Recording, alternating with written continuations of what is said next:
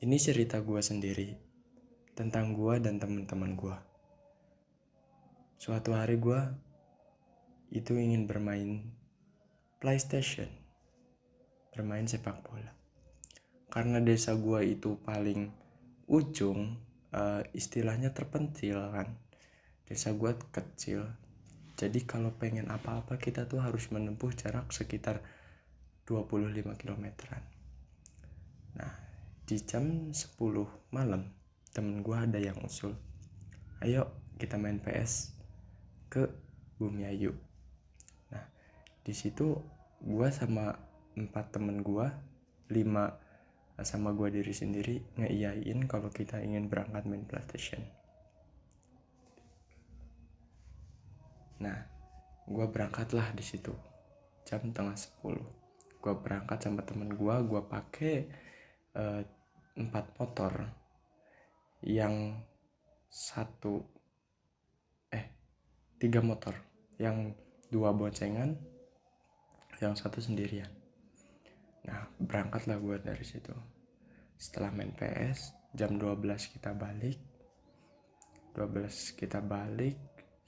Itu tuh pas di hari Kamis malam Jumat.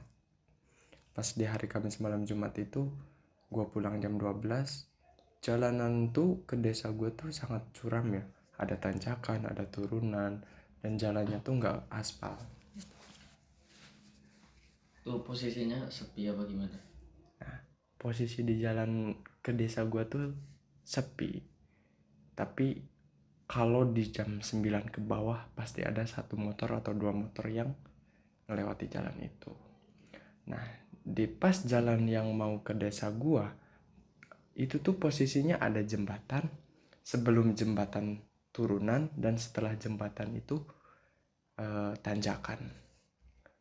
tanjakan yang menurut gue itu tanjakan yang sering terjadi ya, kayak orang jatuh. Terus ada juga pernah mengalami memakan 2 korban dalam mobil gitu kan, mundur seketika.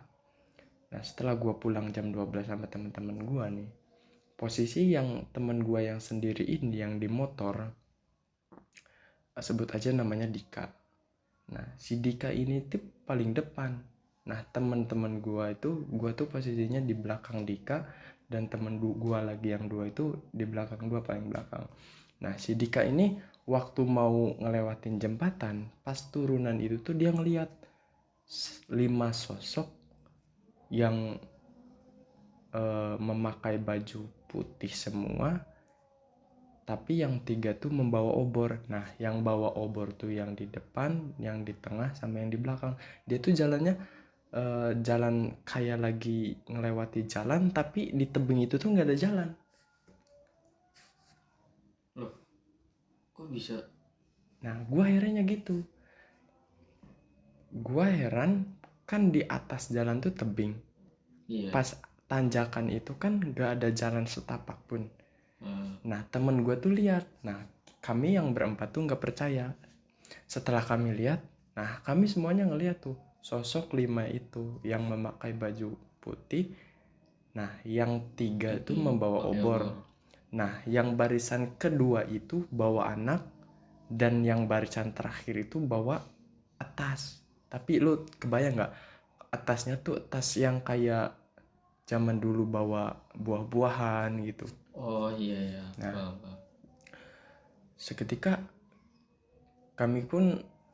kita tuh berdiri tapi kayak agak takut sedikit, tapi kami juga heran gitu, kenapa ada orang di situ. Awalnya kami nggak percaya.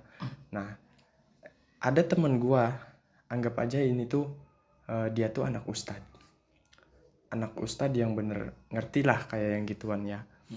Nah, dia tuh dibonceng sama gua di posisi kedua. Dia bilang gini, udah jangan diliatin, kita berhenti aja dulu, nanti dia itu cuma numpang lewat.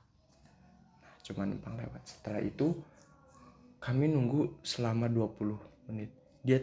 Mereka tuh yang memakai baju putih tuh, tapi kami nggak melihat wajahnya ya. Dia itu cuman kayak ngejejer baris 5 orang. Kami nggak ngelihat wajahnya. soalnya juga posisinya gelap. Tapi yang jelas tuh dia membawa yang serem tuh membawa anak. Lu kebayang nggak bawa anaknya tuh di depan? Anaknya kira-kira berapa umur? Masih bayi. Iya. Nah di situ tuh kami tegang juga, ada sampai temen gue yang belakang tuh ngompol. Serius ngompol saking takutnya dia, karena dia baru pertama kali lihat yang begituan. Nah setelah beberapa 20 menit barisan yang pertama yang entah sosok itu apa mulai hilang satu-satu, hilang semuanya. Bentar, sebelumnya mereka lihat kalian Enggak kayaknya, karena di posisi itu kami melihat mereka dan gini, dia itu jalan tapi nggak menghadap ke kita, arahnya tuh beda. Kita tuh ke depan, dia tuh ke arah kiri lah misalkan gitu. Nah kami respect itu saling matikan mesin motor. Posisi kan motor masih menyala tuh. Kami matiin lampunya.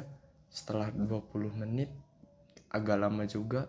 Setelah itu ya mungkin itu cerita yang lucu sama serem juga, karena ada temen gue yang sampai ngompol. Itu sih.